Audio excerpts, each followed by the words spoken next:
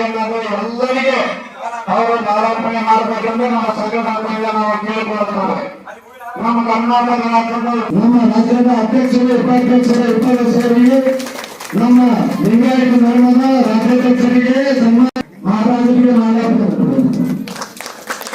ಮಹಾರಾಜರಿಗೆ ರಾಜ್ಯಾಧ್ಯಕ್ಷರಿಂದ ಮರಾಠ ಸಮಾಜದ ಅಧ್ಯಕ್ಷರಿದ್ದಾರೆ. ಅವರಿಗೆ ಭರತ ಗಂಭೀರಗಳಿಂದ ಹಾಗೂ ಪ್ರಕಾಶ್ ಮಹಾರಾಜರಿಂದ ಮಾಲಾರ್ಪಣೆ ಮತ್ತು ಪ್ರಕಾಶ್ ಮಹಾರಾಜರಿಂದ ಚರ್ಚಾ ತಾಲೂಕದ ಅಧ್ಯಕ್ಷರಾದ ಜೈಕರಾಮ್ ಜೈಕಿಸ್ವಾಮಿ ತಾಲೂಕಾ ಅಧ್ಯಕ್ಷರಿಗೆ ಮಹಾರಾಜರಿಂದ ಮಾಲಾರ್ಪಣೆ.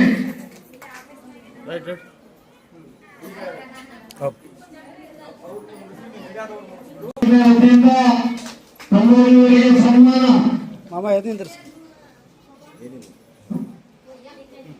ಓಕೆ, ಈಗ ಅಮಿತ್ ಶೇಖ್ ಅವರಿಗೆ ಹಕ್ಕ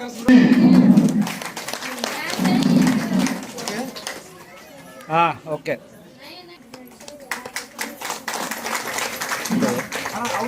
ಅದರಂತೆ ನಮ್ಮ ದಾಸ ಅವರಿಗೆ ಅನ್ನದೇ ಎಲ್ಲರೂ ಎಲ್ಲಿಗೆ ಬರಬೇಕು ಸನ್ಮಾನ. ನಮ್ಮ ರಾಜ್ಯದ ಅಧ್ಯಕ್ಷರಿಂದ ಎಲ್ಲ ಅವರಿಗೆ ಸನ್ಮಾನ, ರಾಜೇಂದ್ರ ಸನ್ಮಾನ.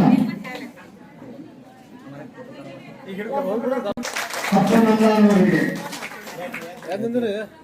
ಈಗ ನಮ್ಮ ಜೈ ಜವಾನ್ ಜೈ ಕಿಸಾನ್ ಸಂಘಟನೆ ರಾಜ್ಯಾಧ್ಯಕ್ಷರ ವತಿಯಿಂದ ಪ್ರಕಾಶ್ ಚೌಹಾಣ್ ಅವರಿಗೆ ಸ್ವಾಗತ. ಲಕ್ಷ್ಮಣ ಉಡುಪಿಯಿಂದ ಸ್ವಾಗತ, ಕಾರ್ಯಕರ್ತರು ಸ್ವಾಗತ. 50 ಕುರ್ಚಿಗಳಿಗೆ ಜೈ ಜವಾನ್ ಜೈ ಕಿಸಾನ್ ಸಂಘಟನೆ ಆಫೀಸ್ಗೆ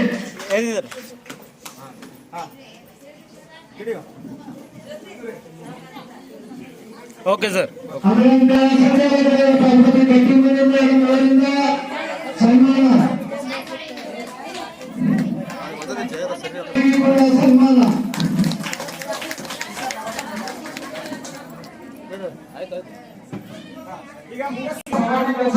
ಮೊಬೈಲ್ ತಗೊಂಡು ಇವತ್ತಿನ ಸಭೆ ಆಗಲಿ ಪ್ರತಿಯೊಂದು ಸಭೆ ಆಗಲಿ ಪ್ರತಿಯೊಂದು ಮೊಬೈಲ್ ತಗೊಂಡು ಇದು ಮಾಡಬೇಕು. ತೆಗಿರಿ ಮೊಬೈಲ್ ಎಲ್ಲ ನೋಡುವ ಯಾರ್ಯಾರ ಮೊಬೈಲ್ ತೆಗಿರಿ, ಇಲ್ಲ ಮಾಡಿ ಬೇಡ ತೆಗಿರಿ. ಮೊಬೈಲ್ ಇಲ್ಲ ಇದ್ದಿಲ್ಲ, ಒಂದು ಮೊಬೈಲ್ ಮಾಡಿ ಕಳಿಸಂಗಿಲ್ಲ. ಪ್ರತಿಯೊಬ್ಬರು ಮೊಬೈಲ್ ವಿಡಿಯೋ ಮಾಡಬೇಕು. ಏನು ಅದ್ರ ಬಗ್ಗೆ ಏನು ತೊಂದರೆ ಇಲ್ಲ. ಆ ಅಥವಾ ಬಡವರ ಕೆಲಸ ಮುಗಿಬೇಕು. ಈ ರಾಜಕಾರಣಿಗಳು ಏನ್ ಮಾಡ್ತಾರೆ, ಡೂಪ್ಲಿಕೇಟ್ ಲೆಟರ್ ಹಾಕೋದು, ಅದಾದ್ರು ಆಯ್ಕೆ ಮಾಡೋದು, ಅವ್ರು ಲೆಟರ್ ಕೊಡ್ತಾರ, ಅವ್ರು ಗಿರಾಕಿ ಎಲ್ಲ ಕರ್ಕೊಂಡು ಬರ್ತಾರೆ. ಅದಕ್ಕೆ ನಾವು ಏನ್ ಹೇಳ್ತೇವೆ, ನಿಜವಾದ ರೈತರಿಗೆ ನಿಜವಾದ ಮೂಲಭೂತ ಸೌಲಭ್ಯ ಯಾರಿಗೆ ಸಿಗಬೇಕಾಗಿದೆ ಅವರಿಗೆ ಬಿಡಿಸ್ಬೇಕಂತ ನಾವು ಮಾಡಿರ್ತೇವೆ. ಅದಕ್ಕೆ ಯಾರು ಏನು ತ್ರಾಸ ಅದ, ಏನು ಸಮಸ್ಯೆ ಇದೆ, ಏನಂದ್ರೆ ನಮ್ಮ ಆಫೀಸ್ ಆಫೀಸ್ ಅದ, ಏನು ಮಂದಿ ನಮ್ಮ ಆಫೀಸ್ ಅದ, ನಿಮ್ಮ ಸಮಸ್ಯೆ ಏನದ ಕ್ವಾಲಿಫಿಕೇಶನ್ ತಿಳಿಸ್ರಿ. ಆ ಸಮಸ್ಯೆಗಳ ತಕ್ಷಣ ಯಾರಿಗೆ ಸಂಬಂಧಪಡ್ತದ, ಯಾವ ಇಲಾಖೆಗೆ ಸಂಬಂಧಪಡ್ತದ, ಆ ಇಲಾಖೆ ಖರ್ಚಾಗಿ ಉಂಟ ಸಾಹೇಬ್ರಿಗೆ ಏನ್ ಮಾಡಬೇಕು ನೋಡ್ರಿ. ಮಾತಿನಿಂದ ಬಗೆಹರಿಸಪ್ಪ ಅಂದ್ರೆ ಮಾತಿಗೆ ಬಗೆಹರಿಸ್ತರು, ಮತ್ತೆ ಯಾವ ರೀತಿಯಿಂದ ಬರ್ತದ ಅದನ್ನು ಬಗೆಹರಿಸ್ತು. ಇಲ್ಲಂದ್ರೆ ಮುಖಾಂತರ ನಮ್ಮ ಕೆಲಸ ನಾವು ಮಾಡಬೇಕು. ನಿಮ್ಗೆ ವಾರ್ಡ್ ನಂಬರ್ 1985 ಮನೆಗಳು ಭವಿಷ್ಯ ಪ್ರದೇಶದ 10 ವರ್ಷದ ರೊಕ್ಕ ತಂದ್ಕೊಂಡಾರ. 10 ವರ್ಷಕ್ಕೆ ರೊಕ್ಕ ತಂದ್ಕೊಂಡ ದೇಶದ ಎಲ್ಲ ಇಲಾಖೆದವರು ಸುಮ್ಕುತ್ತಾರ. ನಮ್ಗೆ ನಮ್ಮ ನಗಲಿಕ್ಕೆ ಬಂದವರು ಇದು ಕಾಗದ ಬಂದು 2 ದಿವಸ. ಆ ಕಾಗದ ಬಂದು 2 ದಿವಸದಾಗ ಎಂಟನೇ ಭಾಗ ನಾವು ಜೈ ಜವಾನ್ ಜೈ ಕಿಸಾನ್ ಕೆಲಸ ಹುಟ್ಟಿಸಿದ್ರು. 1295 ಕೆಲಸ ರೊಕ್ಕ ತುಂಬಿ ಗಿಲಿ ಕಮ್ಯುನಿಕೇಶನ್ 10 ವರ್ಷಕ್ಕೆ ಸುಮ್ಕೊಟ್ಟಾರ. ಅವರಿಗೆ ಸಂಬಂಧಪಟ್ಟ 1295 ಮನೆಗಳು ಈಗಿನ ಅಧ್ಯಕ್ಷರ ಇವರ ರಾಜ್ಯಾಧ್ಯಕ್ಷರ ನಾವೇನೋ ಊರಿನ ಪ್ರಕಾರ ಪ್ರದೇಶದ ಮನೆಗಳಾದವು ರೊಕ್ಕ ತುಂಬಿಕೊಂಡ ನಿಮ್ಮ ಅಧ್ಯಕ್ಷರ ಮಾಡಿ ನಾವು ಹೋದಂಗ ನಿಮ್ಮ ಜಾಗ ಮನೆ ಮಾಡ್ತೇವೆ, ಎಲ್ಲ ಮಾಡ್ತೇವೆ ಅಂತ ಹೇಳಲ್ಲ.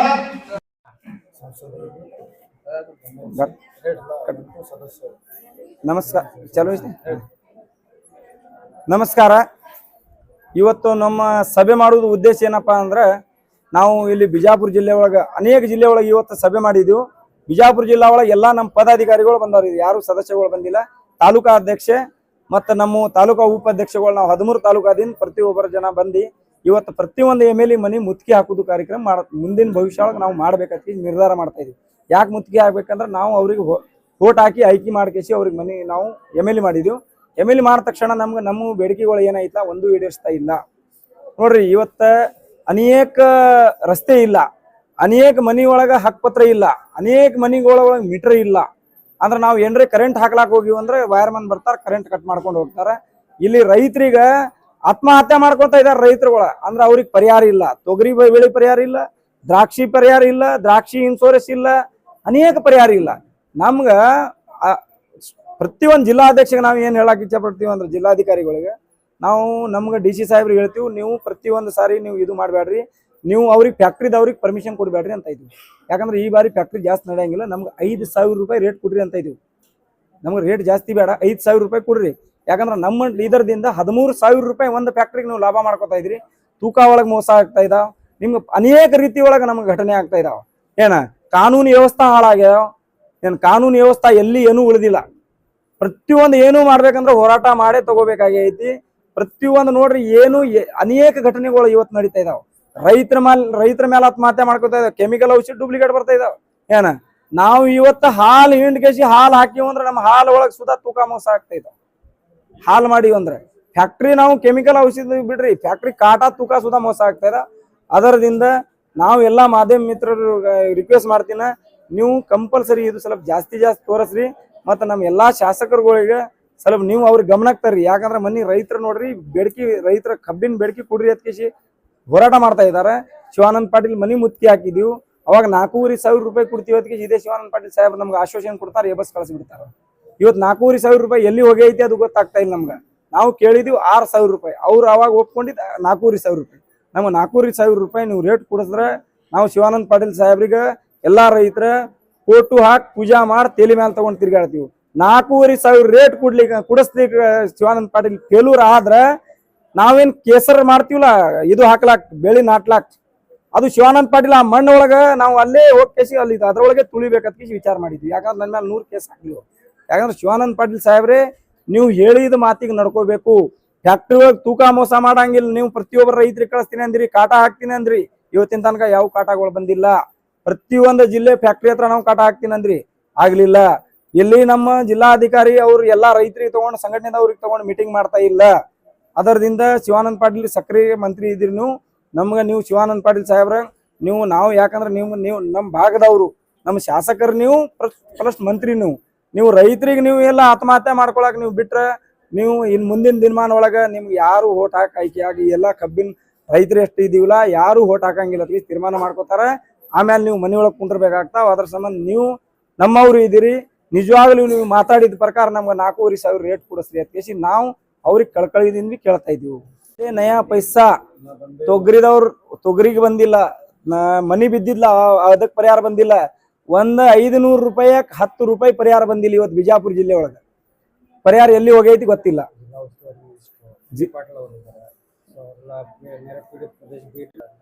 ನಮ್ಗ MB ಪಾಟೀಲ್ ಸಾಹೇಬ್ರ ಎಲ್ಲಾ ಕಡೆ ಸಭೆ ಮಾಡ್ತಾ ಇದಾರೆ, ಎಲ್ಲಾ ಶಾಸಕರುಗಳಿಗೆ ಸಭೆ ಮಾಡ್ತಾ ಇದಾರೆ. ಸಭೆ ಒಳಗೆ ದಿವಸ ಎಷ್ಟು ಮಾಡೋಕಿತ ನಿಜವಾಗ್ಲೂ ತೊಗರಿ ಬೆಳೆ ಈ ವರ್ಷ ಎಷ್ಟು ಬರ್ತಾ ಇದಾವ, ಎಲ್ಲಾ ತೊಗರಿ ಬೆಳೆಗಳು ಏನೇನು ಹಾಳಾಗ್ಯಾವ ಅವ್ರ ಹತ್ರ ಎಲ್ಲಾ ದಾಖಲೆ ಕೊಟ್ಟಿದೀವಿ ನಾವು. ಇದು ಜನಗಳಿಗೆ ಮಳ ಮಾಡ್ಲಾಕ್ ಸಭೆ ಮಾಡ್ತಾ ಇದಾರೆ. ಯಾಕಂದ್ರೆ ರೈತರಿಗೆ ಮೋಸ ಮಾಡಕ್ ಸಭೆ ನಡೀತಾ ಇದಾವ. ಅದು ನಿಜವಾಗ್ಲೂ ಅವ್ರೆಲ್ಲ ನಮ್ಮ ರೈತರ ಮೇಲೆ ಕಾಳಜಿ ಇದ್ರೆ ನೀವು ತಕ್ಷಣ ಇಷ್ಟು ನಾವು ಇವತ್ತು ಅಕೌಂಟಿಗೆ ನಿಮ್ಮ ಇಷ್ಟು ಪರಿಹಾರ ಬಗೆಹರಿಸ್ತೀವಿ, ಇಷ್ಟು ಪರಿಹಾರ ಹಾಕ್ಬಿಟ್ಟು ಇವತ್ತಿಗೆ ತೋರಿಸ್ಬಿಟ್ಟು ಅದಕ್ಕೆ ನಾವು ನಿಮ್ಗೆ ಒಪ್ತೀವಿ.